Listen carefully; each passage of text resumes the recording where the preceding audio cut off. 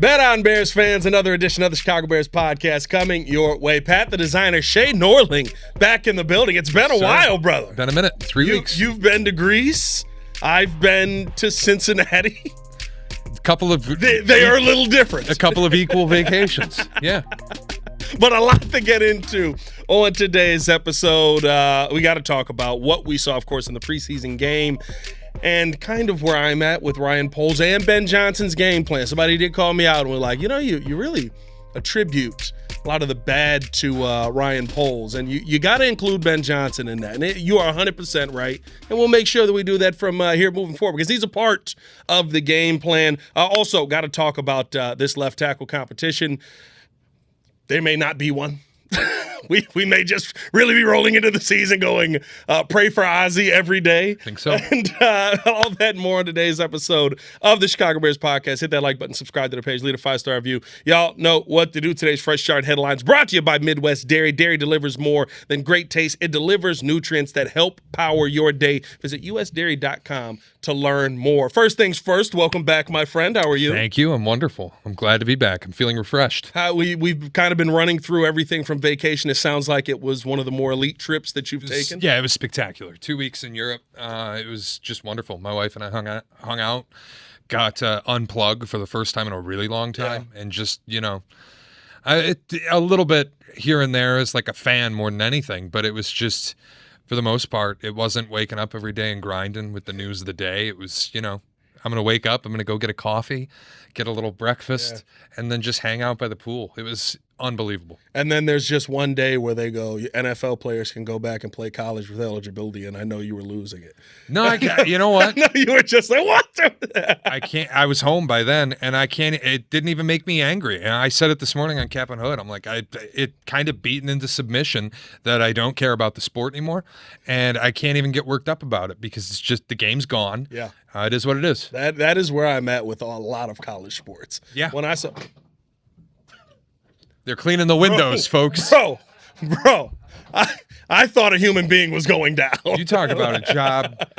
Listen, in a few weeks, that might be Braxton Jones. Oh, no. We are. Listen, Shea, I'll tell you what. There was a lot of guys that I was watching there, and no disrespect to any of them. Either you're good enough or you're not. There was a lot of guys I watched in that preseason game in Cincinnati where I was like, there's going to be some updated LinkedIns this offseason. There's going to be some, had a stint in the NFL looking for love and looking for Dante Manning is already out there. No, hold on now.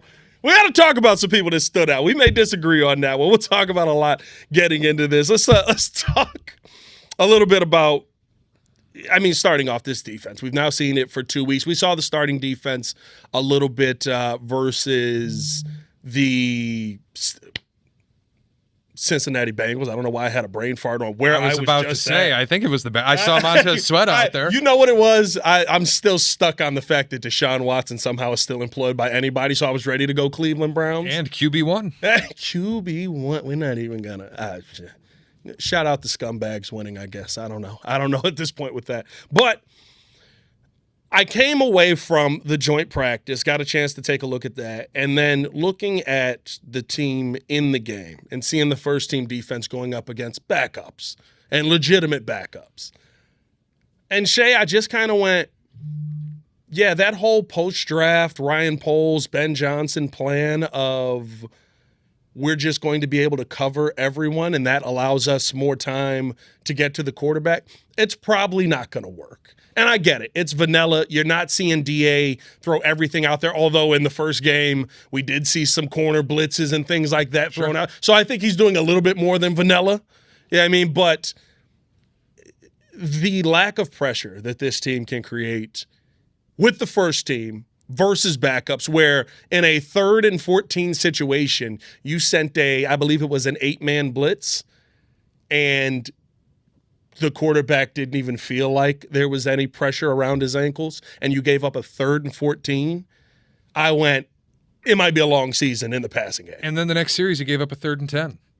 And it was like quick. Just look, it's what I've said all offseason. They made a bet that they would be good enough in the back end of their defense fast enough in the back end of their defense that they would be able to cover a little bit longer and maybe get some coverage sacks or impact the game in the air that way.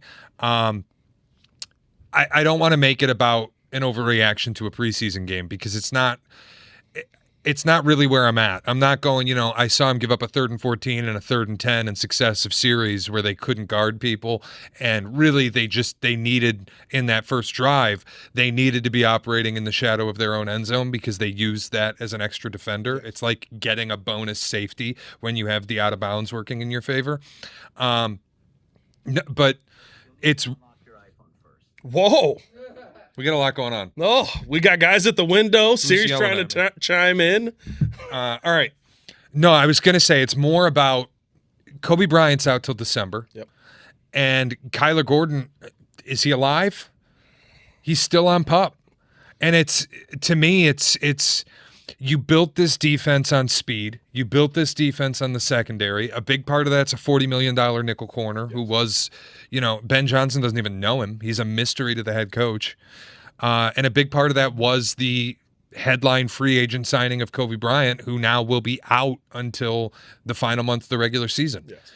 And you just kind of look at this and go, whether we agreed with it or not at the time in the draft, when Poles said we have really good safeties and really good corners, that's how we're going to play defense. Well, now I don't know that you do have really good safeties and really good corners because your best safety is not available. You're going to ask Dylan Thieneman, a rookie, a first-round rookie. Sure. He's starting to look good, though. Yeah. He's starting to put it together. But he's going to be probably the premier defensive back to start the season outside of Jalen Johnson. And it's still Jalen Johnson. You're going back 3 years to find an all-pro campaign.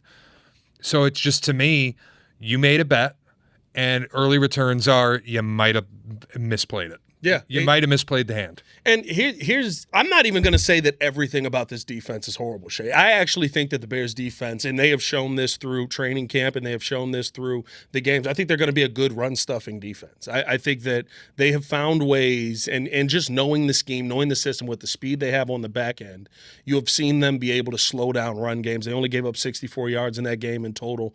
And everything that killed them was through the air, was via the pass. It is very good that you can make teams one-dimensional. I think when the team gets into the red zone, like you said, you kind of have that extra safety. I think they'll be solid in the red zone this season. We've seen them look solid throughout training camp and even through the joint practices. They've been okay. But, man, when there's a portion that literally can gut you, I think that you're going to have to worry about the mental toughness of this defense because there's nothing that kills a drive more or that kills a defensive stand more than giving up a 3rd and 15, than giving up a 3rd and 21, than giving up a 3rd and 26. By the way, all real numbers that the Bears gave up last season, all real moments where we went, you know what? They should be able to get off the field. And on a run play in a 3rd and 16, you allow Josh Jacobs to get a first down, right? Like those are the things for me where I look at this Bears team and I'm drastically concerned that even though you've improved in some aspects, because they were horrible against the run last year, it's still not going to be enough to get you off the field. And eventually you might have guys looking at each other going, well, why aren't you doing your job? Why aren't you doing your job when you're giving up 3rd and 16s? And at the end of the day, it falls at the feet of Ryan Poles. It falls at the feet of Ben Johnson because your plan was we don't need to improve the defensive line. You didn't want to do it via free agency? That's fine. Maybe you could have done it via the draft. You don't want to do it via the draft? And I think there are pieces that you went out and got. I'm excited about a Jordan Vandenberg. I'm excited about, a James Lynch as rotational pieces. Sure.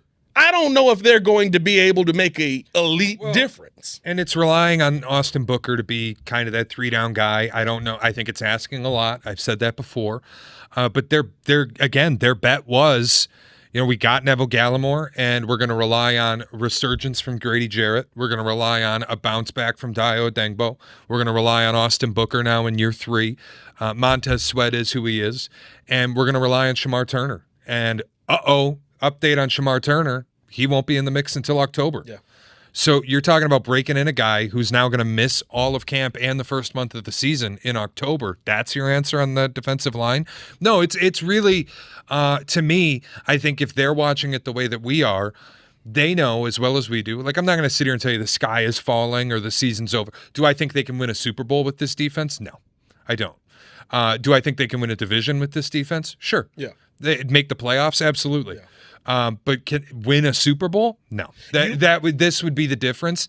Now, if they go do something ballsy, like acquire a Josh Sweat or acquire a Max Crosby, then maybe you start to look at things a little differently because it adds that kind of X factor. We can break a game open a little bit with one player, and it lets the job become easier for your secondary. But the reality is the way that they intended to do this, you can't bank on it anymore. And it's not because it didn't look good in a preseason game. It's because you don't have right now two pieces that you were needing to go through this defensive game plan the way you wanted to. That's Kyler Gordon and that's Kobe Bryant. You don't have them. Yeah. And Kyler, maybe October, maybe September, who knows? You can't get a word out of anybody about Kyler Gordon other than he's doing what he needs to do, get healthy. Dude, he missed 14 games last year. Pardon me for being a little concerned about his availability. Yeah. And the Kobe Bryant part, it is what it is. He's out until December. So the way that you intended to operate your defense, you can't. Yeah. Which is where I'm like, is it time to make a trade? Marcus Davenport's a no-risk addition for $1.5 million. Yeah. Is that the difference? No. He wasn't the difference for the Lions, and they had Aiden Hutchinson. Is a healthy season of Marcus Davenport the difference? No. I think that here's the thing. I think talent-wise, he's got the upside and knows the system. That will be a bigger advantage. The part that I can't say that history has shown us in any season is Marcus Davenport healthy season. He hasn't had one. It has never happened. And so, his best season, he had 9 sacks. He had 9 sacks in 11 games. He was tearing the league up, and then he got banged up. That's what you're banking on. The problem is that's kind of been the conversation for all of the D-line moves. And it just it feels like at some point, okay, when are you going to get that kick in the backside that you got for the offensive line on the other side? You did exactly what you needed to do for the D-line last year for the O-line. You went out and invested in it. You went and maybe people would say, you spent a lot on Joe Thuney. Is that the move that you want to make? He might be over the hill. You're taking a chance. Joe Thuney looks great. Joe Thuney still looks great. Mm-hmm.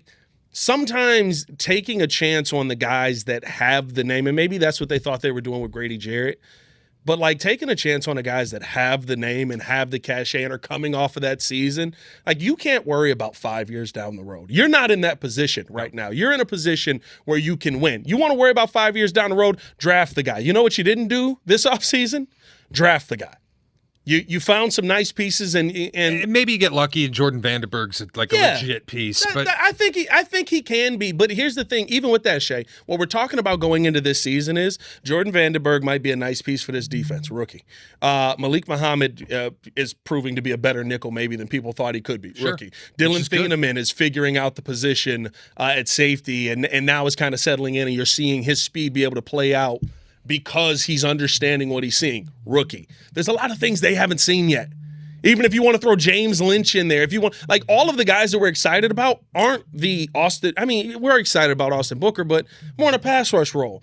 Montez Sweat, we're hoping that the pressure is higher. We know what he is. You know what I mean? And Javon Dexter, it's kind of a we know what he is situation. Well, and to your point about the health thing, too, look, man, Grady Jarrett's closer to retirement than he is to his prime. Sure. And that's not me being disrespectful. It's just the reality of where he's at in his career. He wasn't healthy all of last year.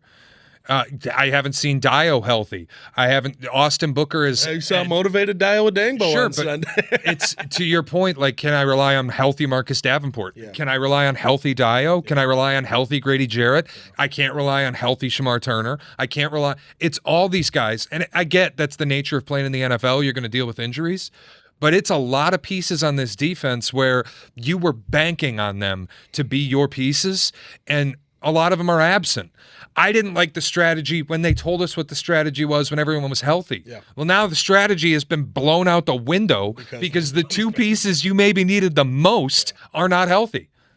And you add Tyreek Stevenson, and that makes even if you no matter what side of the fence you're on with Tyreek, There's no side of the fence if he's not on the field. He should be back. I mean, but Tyreek was somebody who dealt with injury last year as well. Jalen Johnson, as much as we can be excited about him coming back into his form, is there a guarantee at this point in his career now, pushing 30 years old, that he's going to be healthy? He looks. Now, the health is the question, because once injuries start to happen, we know that they pile up. He had 2 essentially in one season. But he's probably the one piece of the defense where I've gone, you almost have to go, oh, yeah, he's on the field. Because it has reverted to, don't throw to Jalen. Sure. Even when Burrow was out there, Burrow took one shot at him, and he broke up the play to Jamar Chase during the joint practice. And you really only saw him go to Chase again when it wasn't Jalen covering him. And so it's just like, okay, so he's kind of back to that, like, which is that good. Side of the field we're not going to throw to. But it's real easy. Remember, 3 years ago? They just went, okay, we're just going to throw it. Who was it, Elijah? No, it wasn't Elijah Hicks. Elijah Hicks? Maybe it was Elijah Hicks. We're going to throw at him all game. And we're okay with that because that side of the field's wide open. Or Tyreek Stevenson at times. Yeah. I mean, it just – no, I'm not trying to diminish anybody. I'm just – dude, we are through 2 weeks of preseason, and already the depth is needing to be there. Yeah. It was, you can like your depth in the offseason when you're fully healthy, but when you need to rely on your depth, it does change the calculus a little bit. And it's gone from, I expected this defense to be bad, to they might be worse than I thought they were going to be. And it's like, good against the run is one thing, but let's also keep in mind that is not a good offensive line in Cincinnati. You should be stuffing the run against the Bengals. That was the thing, kind of I went into joint practice. You hear Joe Burrow, you hear Jamar Chase, T. Higgins, Gesicki, right? You got all these names. And on the Bears side, Rome, Caleb, Luther. Well, Luther wasn't out there, but, Jade, like all of these offense, Colston. And I left and I went, who would have thought this be a defensive day? Like, the defense is kind of disrupted everything that day, and it was because both offensive lines were very porous. And that's where, like, you ask me, what am I taking more stock in? Is it, it just at the preseason game itself, you looked good against the run. Am I taking more stock in looking good against a backup offensive line, backup quarterback, backup running back? You're stuffing the run. Or am I taking more stock in Josh Johnson is getting 3rd and 14 and 3rd and 10 off you? No, it's more that. Yeah. Because that to me is you're not getting home on the pressures in known passing situations, and you're not covering. And the game plan that they told us was we're going to cover. And that's our path to getting stops. If they can't cover because the depth is going to be exposed, then, they're in a heap of trouble. Yeah. And it's preseason week 2. Again, I don't want to sit here and say season's over because I don't feel that way at all. I still think that this team can win a division. I still think this team should make the playoffs. Offensively, I'm not getting hot and bothered by what the first drive was, ending in 3 instead of 7. Caleb going out and having that opportunity, missing the throw to Colston Loveland. None of that bothers me. Yeah. That'll get worked out. I know that this offense is going to be good. But what will hold them back ultimately is this defense. And you already are relying on depth, and I didn't think you could afford that. Yeah. And here we are. It's going to be interesting to see as well because, even adding to this defense at this point, you're kind of going, okay, well, what am I really getting? Right?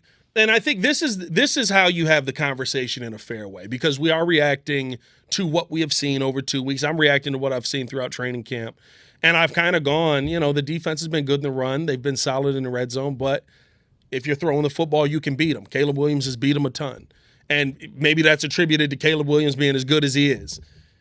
Josh Johnson is not Caleb Williams. No. And now you're having this conversation about, okay, well, what are you going to do when there were all of the names on the market that were there?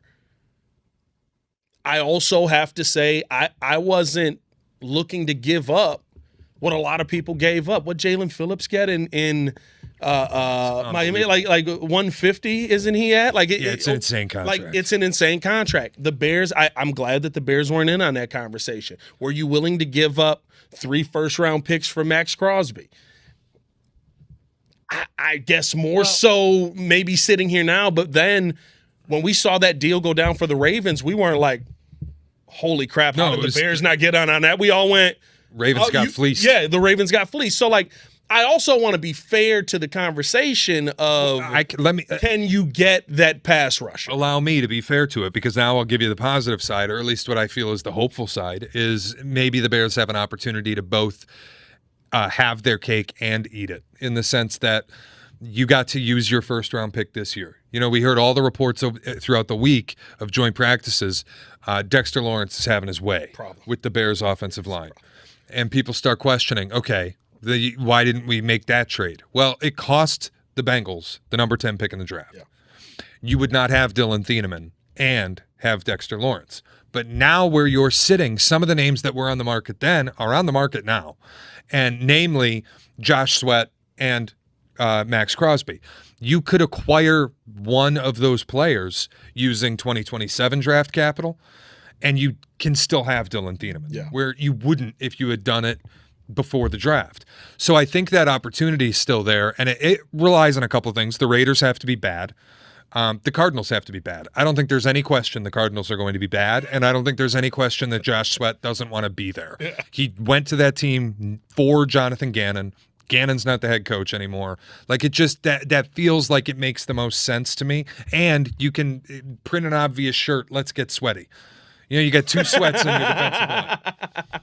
So for me, it's the hopeful side of this is we're seeing it. It looks horrible. That means the front office is seeing it, and they have to acknowledge this doesn't look good. And this isn't the plan that we wanted to embark on in 2026.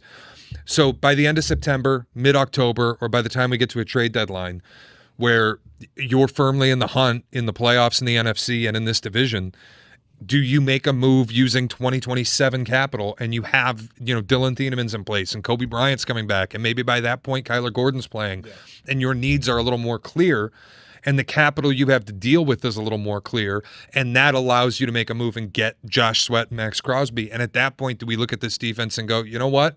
Might not be great, but it also might not be so bad that you can't win multiple playoff games with it. I think the tough part about it is, right, are you putting yourself – I think Josh Sweat is a really good pass rusher. I would say he's outside of that elite category.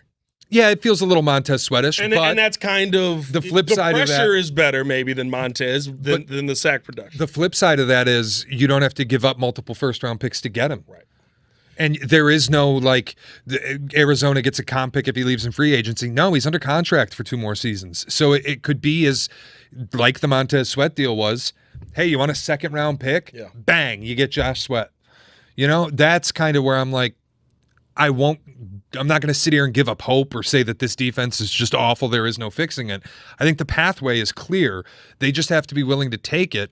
And if they're seeing it the way we're seeing it, and again, they know more football than we're going to forget, you know, or they'll forget more football than we know in our lives. Maybe they have a different plan and maybe it works out. It's just, again, I didn't like the strategy when they told it to us, and I now don't think the strategy that they wanted to employ is possible. Yeah. It's going to be interesting to see how the defense plays out. I think it's going to be a point of conversation for us the entire season, because I do believe that, like you said, the offense is going to be able to get it together, and the defense is going to be it's going to be what keeps teams in games. It's going to be, you know, if the offense isn't having a perfect day, it's going to be the reason, you know, we lose, because you're going to need 28-plus points to win most games this season. It's the reason why, like, look, you look at the raw numbers last year and you go, the offense was good. Just factually. You take a look at, they were top 10 offense overall, really good running team. Yep. Like, you know the offense is good. But if you break it down more granularly and you start to look at what on a down-to-down basis, the first and second quarters of games were a little slow, yes. And it's why they often had to climb a mountaintop in second halves and pull a rabbit out of a hat. I'm getting a little nervous that it might be deja vu all over again, where if this defense can't get off the field on third down, you're going to be climbing mountains where the offense has to outscore someone and you're doing it from behind again. And that's not the way I think that this team should want to live. So it's just the offense has to be better on a down-to-down, quarter-to-quarter basis. You can't be waiting until the second half to get going. That's the only pressure that's really on them. I know they're going to be good, but it can't be after halftime. Yeah.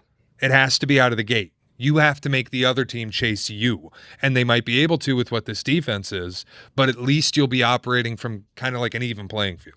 Will we view the offensive additions that they made via the draft as a mistake by the time the season gets here? Because you went out and you added Sam Roush. You went out and you had, by the way, both guys that have looked really good. Sam Roush looks really good and is perfect for what you need in 13 personnel, especially, I think, I was big on going out and getting a left tackle because I thought Ozzie was going to miss the entire season. With him coming back, I think it's very good Ozzie protection, right? When you finally can put Ozzie out there, you still want to have a little bit of help for him, so maybe he's not reaching as much, so maybe he's able to get acclimated to the game, because I think left tackle is going to be something you switch very quickly when he gets back in there. But then you look at Xavier Thomas as well, and you're like, I see I fits perfectly offensively. But was that a spot you could have gone D-line? Was that a spot where you could have, tried to make another addition there? And you still added with Vandenberg in the 6th, I think he was? Sure. That's got to hit. If you're going to make that gamble, he's got to hit. I think this goes back to what you started with, where you said you got called on, like, Ryan Poles can't be responsible for all the bad things, and Ben Johnson can be responsible only for the good things. Yeah. It is in tandem now. They've been together for a full season. This was their second off season together. They are operating in tandem. And I think it's clear by the way they went in the draft. Ben wanted speed, and he wanted toys. Yeah. And you have those things. So that has to work now. But it goes back to the gamble being our defense can operate with speed in the backfield. And I don't know if that's the case. So they're going to win with offense. Yes. We know that. We've known that all offseason. I'm still at 10.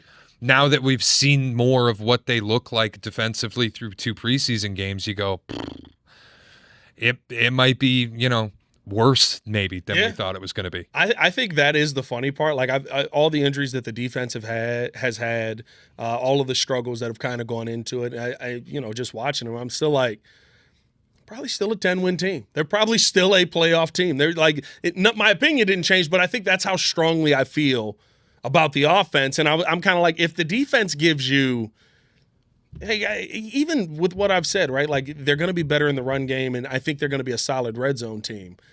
That'll win you moments. Sure. And winning moments for this offense may be all you need. And it goes back to how I've felt about this season the whole time is I think that we're going to look at them like they're a better football team than they were a year ago. Yeah. But they might not win as many games. Yeah. Because so much of last year was that Pixar Disney movie magic. Yeah. That I don't think is sustainable. I don't think you can rely on that, certainly not in this league with how talented it is, and even more so in this division where all 4 teams are so clumped together. I don't know that you can rely on winning the way you won last year. So I've kind of hovered around the 9 number. I think they can win 10. I think they can make the playoffs. Yeah. But the defense is just it remains the thing that holds me back from saying this is an 11-win team. This is a repeat division champion. This is a Super Bowl contender. As presently constructed, I don't think they can win a Super Bowl. And I don't think that's me being mean. It's just I've seen the Patriots with the best offense in football and the 31st best defense. You can get there. Can you win it? You can get your head Probably kicked. not. Yeah.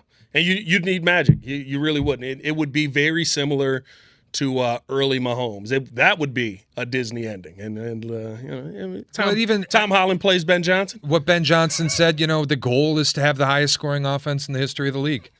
And he knows. And he said that just so happens to be the 2013 Denver Broncos. And I would say, did they win the Super Bowl? No. They lost to the number 1 defense. Yeah. The number 1 offense in NFL history lost to the number 1 defense in the NFL that year. And they imploded in that game. Didn't that game start with a fumbled snap through the end zone for a touchdown? Yep, it was a safety. Yeah. It was the first scoring play in that game. Was it a safety? Did they get back on it? Yeah. Yep. And it was, I think it was a snap through the end zone. 56-13? No, it was like 43-8 or something. Oh, I thought it was higher than that. I remember I was sitting there. I just went, I guess I'm going to load up Madden on the PSP and call it a day. One of the most boring Super Bowls ever. And again, having the best offense can get you there. Yeah. I always struggle thinking that you can win with the best offense and a porous defense. We'll see. And the offense is going to have to get a major contribution from a specific position.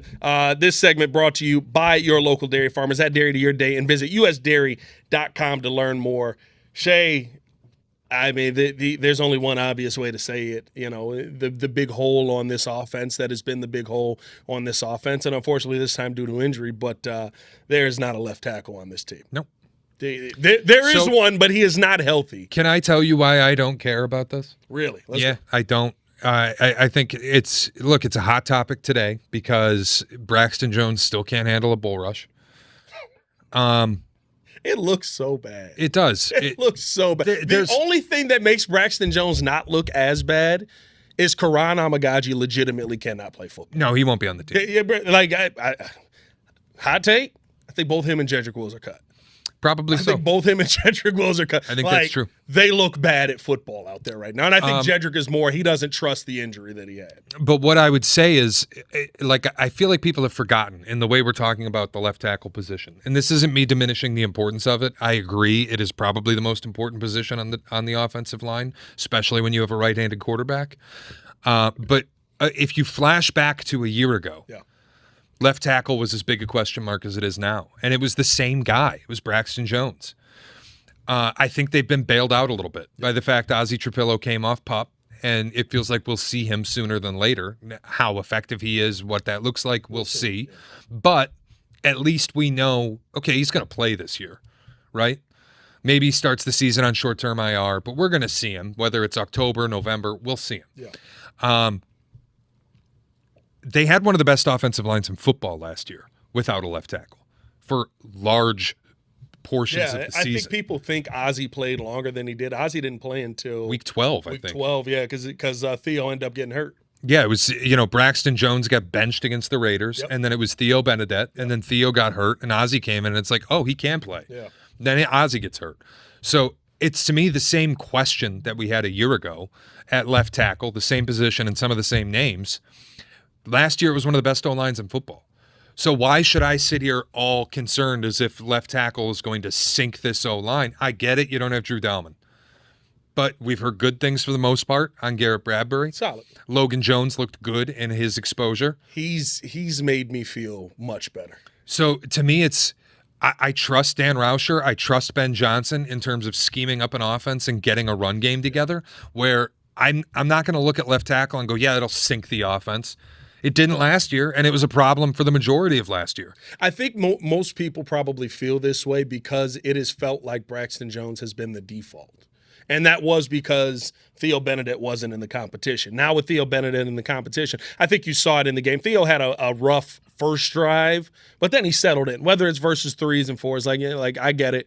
He kind of came in versus threes and fours, though. Rough first drive, but then really settled in. Ended up getting, I believe, a 69 PFF grade. Braxton Jones was at like a 32. But it feels like, does it not, even with the contract, with all the incentives and everything you've put in there, that it's just we're going to throw Braxton out there because he's the starter. We're going to throw Braxton out there because he's been out there and he's been in these moments and he's felt this, when realistically he's been bad in a lot of the most recent moments. The Braxton Jones that started his career is not the same player.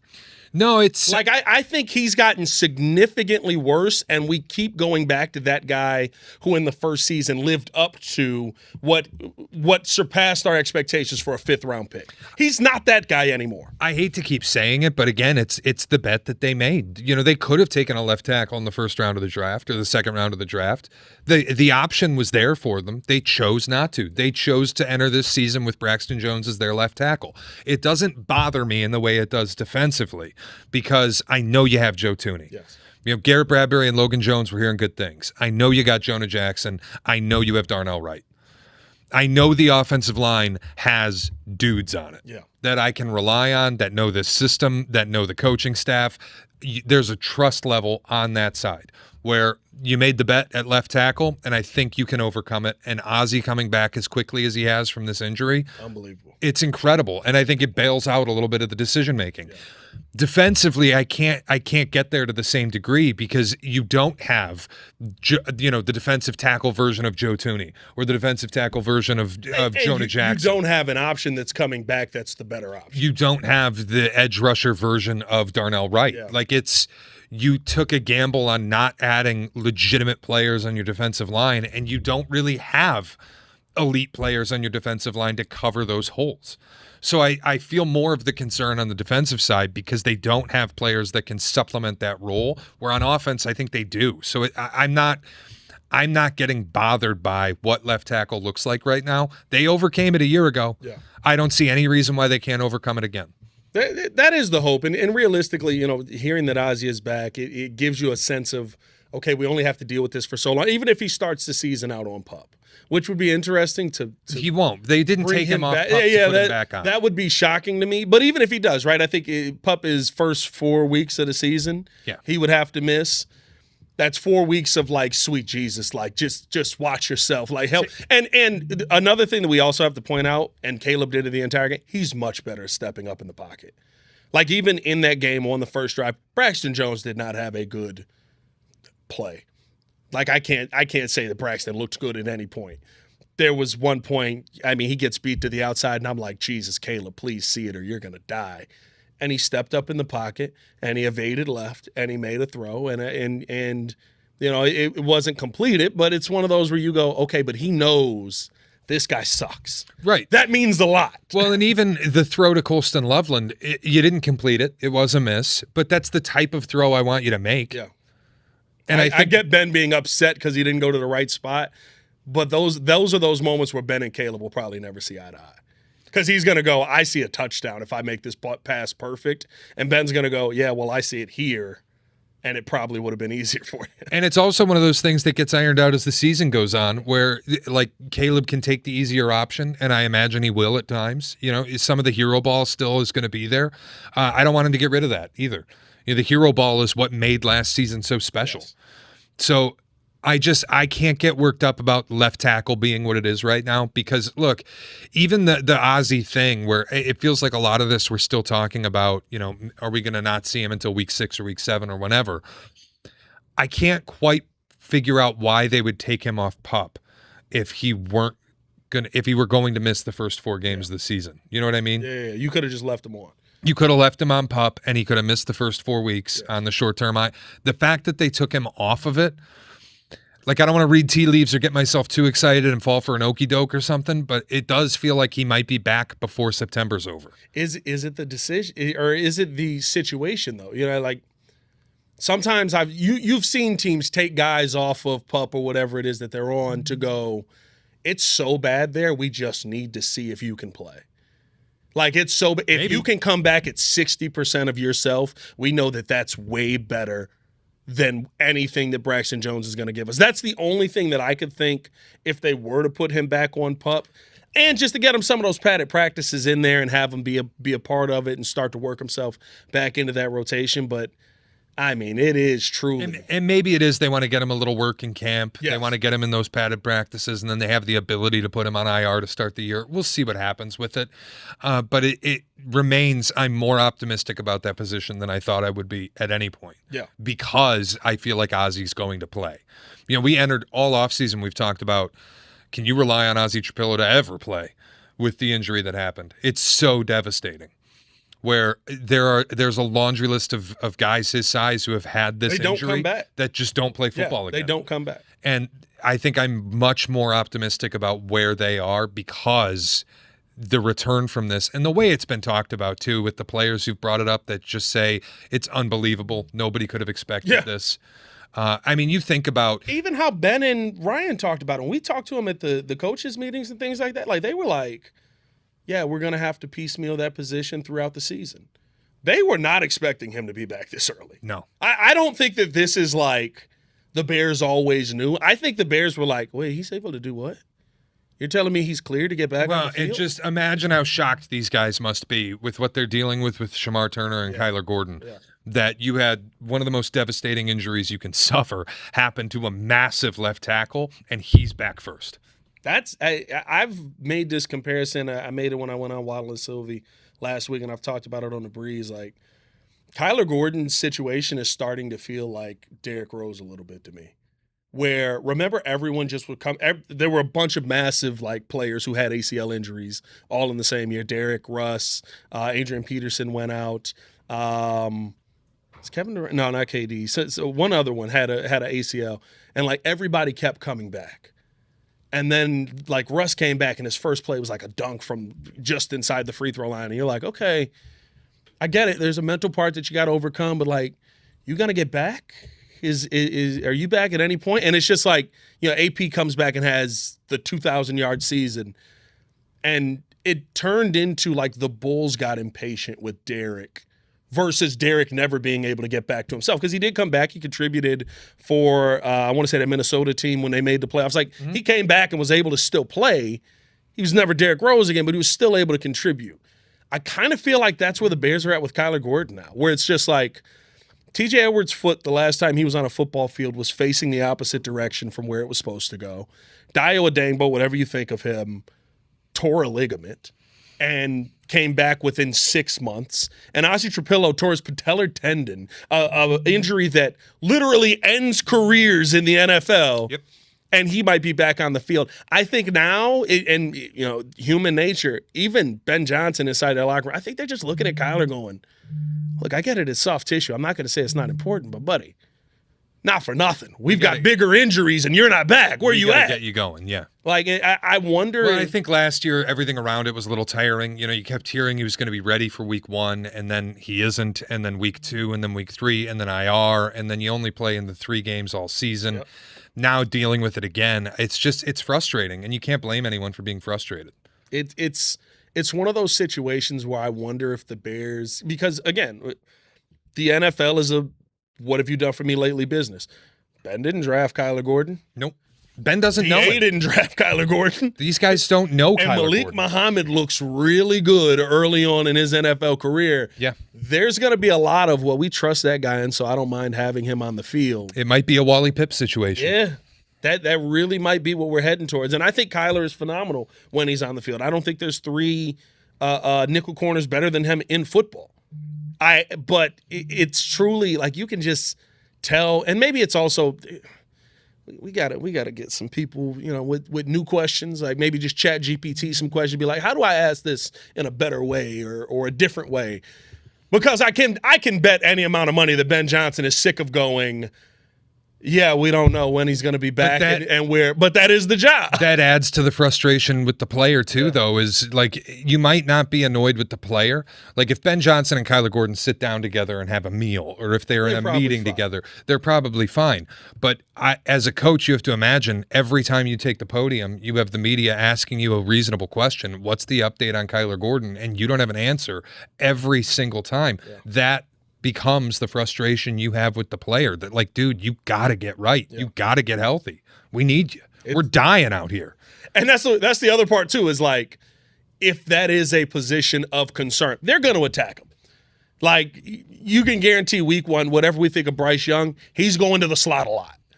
Because there's a rookie there that hasn't played in the NFL, and he's not going to have experience. You're going to attack the rookies. You're going to attack Dylan Thieneman a ton. You don't think Dave Canales knows where the weaknesses on the Bears defense You know what I mean? Like, it's going to be it's going to be a tough first month, I think, for that defense, just because you're relying on so many people that have never seen the NFL. Yurko said, he was like, first thing I realized is everything is so fast.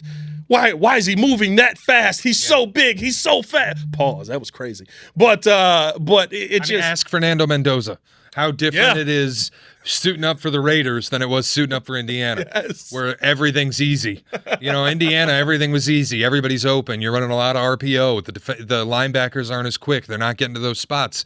Then you suit up in a preseason game for the Raiders, and that throw that was open for you at Indiana, brother, that window ain't open in the NFL. Ask them how hard it is week to week. I mean, week 1, it was kind of like, well, clearly Fernando Mendoza needs to be starting in this situation, right? And you get to week 2, and he's like, oh, now they know what you can do, and they know where you're at on an NFL scale. It's a little harder to play defense versus that team. We'll see what the Bears end up having happen with them. I want to ask you this before we get up out of here, and hit that like button, subscribe to the page. Leave a 5-star review. Y'all know what to do. Who's popped up for you on your radar in this preseason? Is it the obvious names, or has there been a Beanie Bishop that has stood out for you, or a Dante Manning that has stood out for you? Who's popped up on your radar? Dante Manning's been okay. The couple loud moments. I mean, he was the target on the 3rd and 14. I think he was the target on the 3rd and 10. He was target on both. Not the touchdowns. And again, I don't want to overreact because, vanilla coverage, you're just playing kind of base personnel, man coverage, and you get beat. No, I think Malik Muhammad, the more obvious name for me. And it's a guy who, look, if Kyler's not going to be available, you're going to ask a lot from Malik Muhammad. Yeah. And I liked him at Texas. I liked the draft pick that they spent on him. So he's popped up for me as like, yeah, I think you can be a member of this defense. I think that's the depth piece I think they can really count on. He's proving to be more versatile than I think we expected him to be. The conversation when he got drafted was your Tyreek replacement. And now it's kind of like you might be the Kyler replacement. You might be the Kyler replacement. If Kyler's unable to get onto the field, that's going to be your position this entire season. And I give him so much credit because you think about a kid, didn't really play the position at Texas. I mean, he slid in there every now and then, but he didn't play the position a ton. Was always an outside guy throughout his career in high school and things like that. Learning an entirely new position where things happen at a much faster rate. Closer to the line of scrimmage, closer to the football. He's been able to adapt to that. That tells you the kind of talent that you really got in the 4th round. I think there's going to be a lot of teams that look at him and they're kind of sick to their stomach where they go, how the heck did we miss on this kid? Yeah. That's also been Jordan Vandenberg for me. Like, I get it. Like, he's the fun name. He's the camp name. But I don't think he's a camp name. Jordan Vandenberg, Dennis Allen talked about him. And number one, anytime you give 110% for Chicago, everyone's going to love you. Yep. You saw that dive on the sideline where it's like, I don't know if we needed that one, but I appreciate you giving me 110% on that play. But just Jordan Vandenberg made me doubt Logan Jones. Wow. There was a one-on-one rep, and there's been a couple of them, but there was one where Jordan Vandenberg went up against Logan Jones, and I thought a child had stood in there in Logan Jones's place. And I turned around and I went, I don't know whether to be excited about the 6th round pick or concerned about the 2nd round pick. And now seeing Logan Jones in the game, you go, okay, Logan Jones is actually talented, so it should be we're excited about the 6th round pick. I think that kid is going to be a name that we talk about as another one of the Jade Walkers, another one of the Kyle Monunguys, a feather in Ryan Pohl's cap. That will buy him more time to build the defense the right way. It would answer a question that has been the biggest question of the offseason. If Jordan Vandenberg can be a legitimate piece, that's the hope, certainly. Yeah. And it's not unreasonable to think that he could be, because for as much as you can, get a little annoyed by some of the free agent decisions that Poles has made, like a Nate Davis. Yeah. Some of the 2nd, 3rd round draft picks that he's made, not like a Jaquan Brisker, Kyler Gordon when he's healthy, certainly, but like a Velus Jones kind of. Karan Amagaji. Yeah, Karan. Karan Amagaji. The mid round stuff has been lacking. The late round picks often have fairly been elite. Really good. And maybe not elite. But well, I would say elite is if you find a role player in the 5th and 6th round, you're doing well. Yeah, that's elite. Hey, Austin Booker, Jordan Vandenberg, potentially Kyle Monungai. Yeah. Like, those have been Jade Walker undrafted. Like, those have been spots where the Bears have been really, really good, and it's been a bright spot for Ryan Poles. And I give him credit that he's been able to find guys. Again, I don't think that Jordan Vandenberg is going to come in and be Aaron Donald in the middle. But I do think that he's somebody that can give Grady Jarrett the spell you need. Mm-hmm. And a Grady Jarrett who maybe only has to go out there and be elite 70% of the time If Jordan Vandenberg can hold down 30% of those snaps, I think you can get that out of Grady. And that does improve your defensive line a ton in the interior. Yeah. Not a lot of stand out to me on the offensive side, again, because I think a lot of those questions just we know the answer. And some of the guys that have stood out, it's going to be tough to get them in there. Right. That's the reality of it. Who's the Caden Davis? Caden Davis, I think he looks great. But you go, where does he fit on this team? You know what I mean? Are you gonna take reps away from Luther Burden? Are you gonna take reps away from Roma Dunze? Are you gonna take reps away from Khalif Raymond, who the Bears paid? Yeah. Are you gonna take reps away from Jade Walker? Some of the standout offensive guys. The one Roshan Johnson, I don't know if he's gonna be on this team to go the other way. I don't know if he is, probably mostly as a special teamer. You think Savan Ahmed has proven enough to take that spot? I like Savan, but I think Roshan has had probably the best camp he's had to this point, and he's a better special team player. For me, it's much ado about nothing, really, because I know Swift and Monungai are going to be your backs. Yeah. And if one of those goes down, then you'll figure it out. It's next man up. But Roshan, he's looked good at times. He's also had times like against the Bengals where he missed a wide open hole. Yeah. And the vision has been lacking. That's kind of been the rub on him his whole career out of the backfield is the vision's not there. There's going to be tough decisions to make, but offensively it's less who's the standout guy because I know Colston Loveland is going to be, probably my top receiving target. I know Swift and Monungai are going to get the carries. I know what the offensive line is going to look like. I know left tackle is going to be an issue certainly to start the year, but they'll figure that out. Defensively, I'm just looking for who are the pieces that are going to step up while you weather this injury storm with Kobe Bryant and Kyler Gordon. The best offensive takeaway I had from that game in the first series was even Caleb after the game, because Ben Johnson said, I probably would have gone somewhere else with that ball. I think Pat Finley asked him, what's the coaching point there? And he's like, I don't know if it's a coaching point. Ben sees something and I see something and, we just got to get on the same page there. But you could kind of tell how he answered it. He was like, 10 times out of 10, if Colston Loveland beats his man like that, I'm going to throw him the football. Right. And that got me excited. Yep. Because I'm like, it's not a play I don't want to see you make. You got to give him a better ball. If you give him a better ball, it's a walk-in touchdown. Yep. And that's you as the quarterback trusting that big guy that's really fast and kind of is better than everyone else on the field, and the Bengals had no answer for the entire joint practice, I'm going to throw him the football as much as possible. Yep, and I think we're going to see that play out in the regular season too. We'll see what ends up happening. One more preseason game. I won't be at joint practice this week. I only got to pick one, and for some reason I went Cincinnati. I want to see the better football team. I'm sorry. I don't want to see what is that quarterback room? I mean, you want to talk about no hope. Is that worse than the Browns? Shador's not great. No. Shador's not great. I don't think there's a quarterback room in the league that's worse than the Browns. That might be, bro. That's a squalor quarterback room. We'll see what ends up happening. I don't think there's one in the league. I wanted to pick the better room, so I will be here this week. We'll keep you guys covered with as much of what we can see, and of course, hearing in from some different reporters that are down there. Good to be back on the show. Good to with see my you. boy Shea Norling. As always, man, hit that like button, subscribe to the page. Leave a 5-star review. Y'all know what to do. For Shea, it's your boy Pat the Designer. Back at it again. Y'all stay safe out there, Chicago. Bear down. One love. Peace.